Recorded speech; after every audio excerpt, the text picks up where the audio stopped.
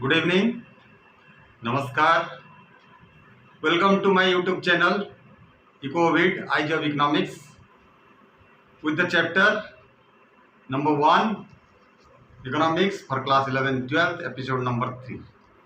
I Basant Kumar present here today with the chapter number 1 What is economics, its concept, nature and definition with episode number 3.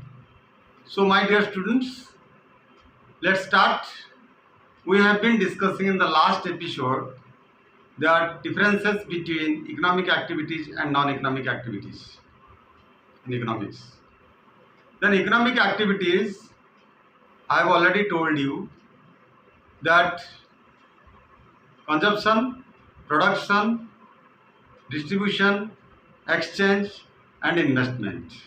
So these are the economic activities which aims at profit, and non-economic activities which do not have the objective of profit. Monetary gains are not there. For example, I have already told you social activities, religious activities, political activities, charitable activities, then parental activities. Out of these, I had given one example, mother's love towards her baby. So I think you must have learned the economic activities and non-economic activities up to the largest extent, and your understanding must have increased. So now let us see factors of production, those who contribute efforts in producing a certain good in the economy. They are land, labor, capital and organization or entrepreneur. So land is used to derive rent. The reward of use of land is rent. Then reward for labor is wages or salary. And the capital generates what? Interest. The entrepreneurs combines all these factors and generate profit. So these are the rewards for different factors of production: land, labor, capital and organization. Land rent, labor wages or salary, capital interest, and entrepreneur derives profit in production. Okay. However, we are here to discuss with the definition of economics are discussed and written by different eminent economists in the world. So we have 4 types of definition of economics. What are these? Now, wealth definition of economics, welfare definition of economics, scarcity definition of economics, and growth definition of economics. So let us start with wealth definition of economics. This is given by Adam Smith, the father of modern economics.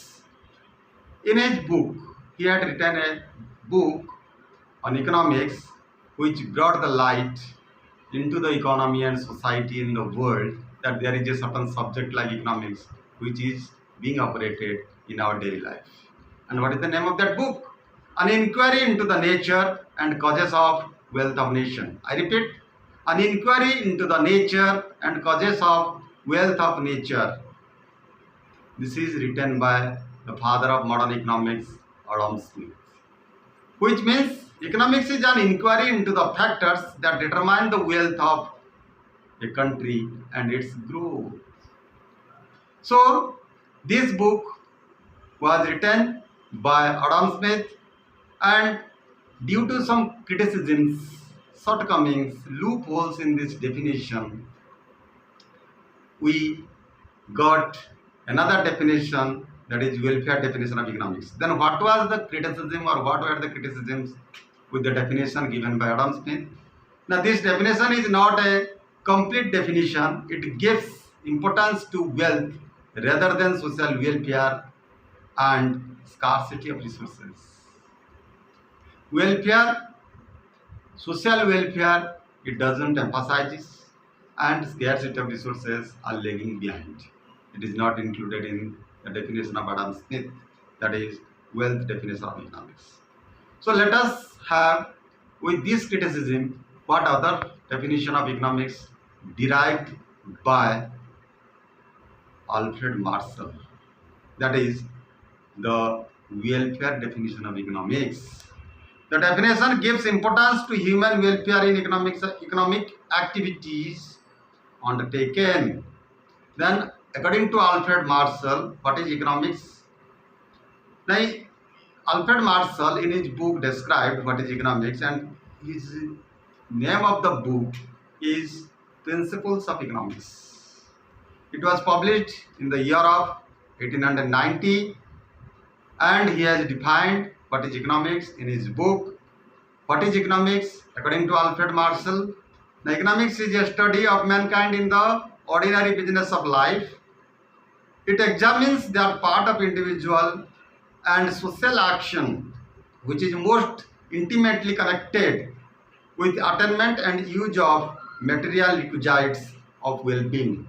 For well-being, he thought about of human beings, so that he had written and prescribed this definition of economics, which maximizes the welfare of the society. Then it has also some shortcomings and criticism.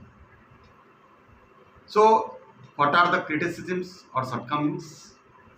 Now this definition ignores the measurement of welfare in monetary terms. So welfare cannot be measured in monetary terms. It also ignores scarcity of resources and economic growth. It doesn't deal with economic growth and scarcity of resources. Only Alfred Marshall thought about how the welfare of the society and human beings can be maximized. By ignoring these two facts, so that it is not entirely correct definition. So third definition was generated, that is scarcity definition of economics, by Lionel Robbins, popularly known as L. Robbins, or you can say Lord Robbins. And what did he say? He had written one book also on economics, where he described what is economics. And the name of this book is An Essay on Nature and Significance of Economic Science. It was published in the year of 1932. He has defined economics in the following words. Economics is a science which deals with the consumer behavior in relationship with the ends and scars which have alternative uses. It's a very world famous economics definition which had given by L. Robbins, Lord Robbins, and Lionel Robbins also he is known as. Then it has also criticism. So criticism is this definition does not relate to welfare and growth aspects. It avoids growth aspects and welfare aspects. So it is not a complete definition, but it's a standard definition in the world. Then fourth one we got because of this criticism of L. Robbins definition, that is growth definition. This growth definition has prescribed by Paul A. Samuelson. So this definition considers economic growth and social welfare. Then what is that definition given by Samuelson? Now economics is the study of how people and society choose with or without the use of money to employ scarce productive resources that could have alternative uses, to produce various commodities over time and distribute them for consumption now or in the future among various persons and groups in society. That means the produced goods which are produced in the economy, how much it can derive the social welfare or consumer welfare. He emphasized on this point in his definition. So it is most comprehensive of all definitions as it combines the essential features of the definition by Marshall and Robbins. This definition given by Samuelson consisting of some concepts of Robbins and some concepts of Marshall. So it is now a complete definition. So we have these four kinds of definitions of economics, and we are now learned what Now, next, what is economics? What are the definitions of economics? In the coming video, I'll teach you nature of economics. So, this video is helpful for class 11th and 12th students, as I already told you in the beginning. So please attentively listen and watch this video. You will be gainful in your future.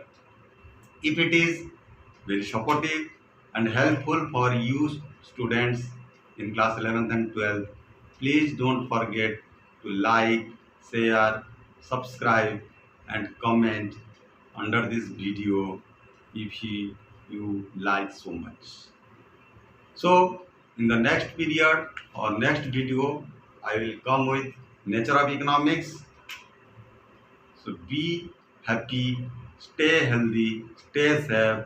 This is my hope and wishes from all of you, my dear students. Thank you. Have a good day ahead. Namaskar. Jai Hind.